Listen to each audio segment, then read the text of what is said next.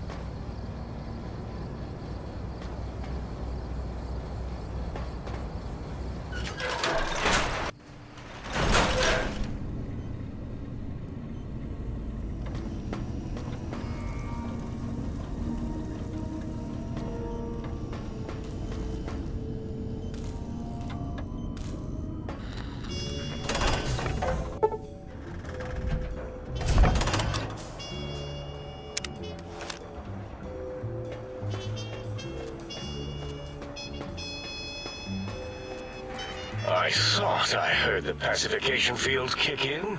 All right, shh. Nobody move. I'll handle this. Be warned, intruder. You are in the presence of the mighty think tank of Big Mountain. The collective geniuses of... We... By Oppenheimer, which one of you self-professed geniuses has been adjusting my volume knob? Who was it? Was it you, 8? Oh, Dr. O, was it? Likely story. O couldn't spark 2 neurons if they were in a lattice of biomed gel. What? Me? Breaking news, Klein. It wasn't me, all right? I'm the robotical engineer. 8 is sound waves. That's his specialty. You always do this. You always demean me in front of guests. And it's not O, all right? It's... Enough! Either of you do it again, it'll be the last time. Now, great. Now I forgot what I was saying. What was I talking about?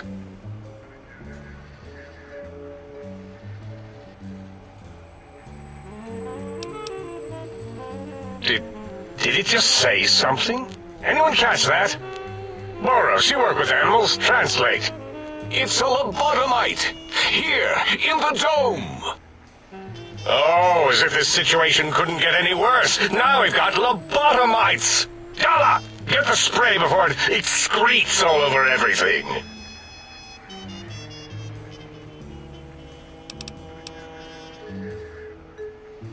Dr. Klein, if my hypothesis is correct, this lobotomite is the repository of the brain we sent the signal to, the skinvelope once containing it.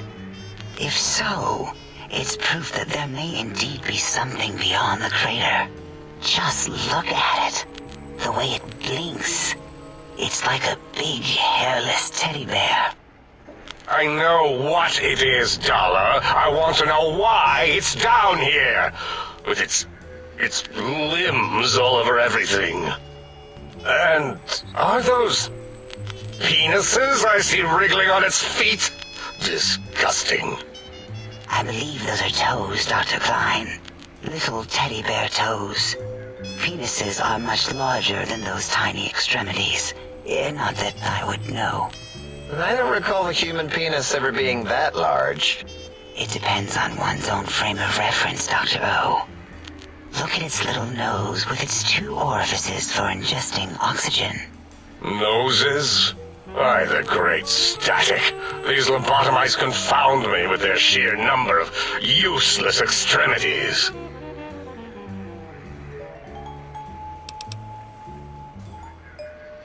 Dr. Klein, look at it.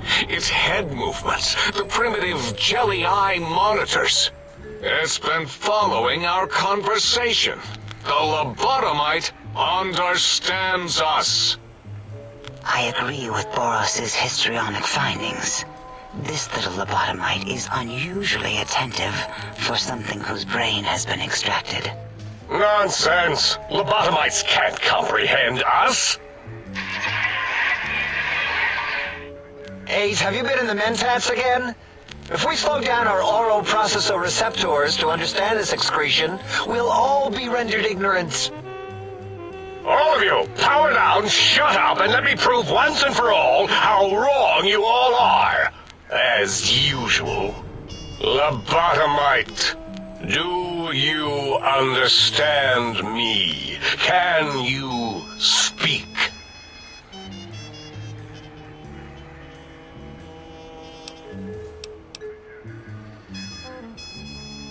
Those were words, weren't they? In the form of questions. It's asking me questions. Is this some kind of trick? Our efforts have turned against us. In playing God, we created a monster. Perhaps as we were ruthlessly lobotomizing it with our cutters, we filled the skinvelope with awareness. A teddy bear with new stuffing. Wait, if what you're theorizing is this lobotomite understands us, can reason with us, then this may be just the answer we've been looking for. At last, a chance to... Dr. Klein, a transmission from the Forbidden Zone, coming right at us. It can only be... If it isn't my old colleagues, the mighty think tank of Big Mountain. Big fools, all of you. It is I, Dr. Mobius, transmitting from my dome-shaped dome in the Forbidden Zone. A zone that is, yes, forbidden to you. Even now, my deadly robo-scorpions swarm across Big Mountain with their pincers and pointy laser tails. Soon, all science will be mine! Even the technology sealed in the Big Mountain research centers cannot save you. So cower in your think tank. Wait for the end. That's all. Goodbye. Mobius. Always the same broadcast. He's clearly mad, driven insane by his flawed and imprecise kindergarten-level research methodology. What are we going to do? There's no way we can breach the Forbidden Zone. There's those robot-scorpions everywhere. The Forbidden Zone, where no brain has ever entered, nor ever returned. Except Dr. Mobius and the technologies that could save us. They are out of our reach.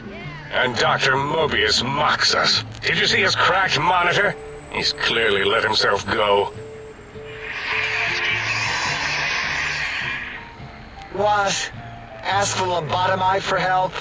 Aid, I think you need the fluid levels in your logic assist pumps checked. If this lobotomite responded, Dr. Klein, then it is clearly intelligent, perhaps even displays heretofore unknown levels of helpfulness. But what of its brain? We scooped that out. We don't even know where we left it. And for putting it back in, none of us have the knowledge. Yes, but it's still aware and responsive. Look at it. It's regarding us even now, with its big teddy bear eyes. If we ask it politely, and leave the part about the unnecessary, ruthless lobotomizing out, it might be favorably disposed to us.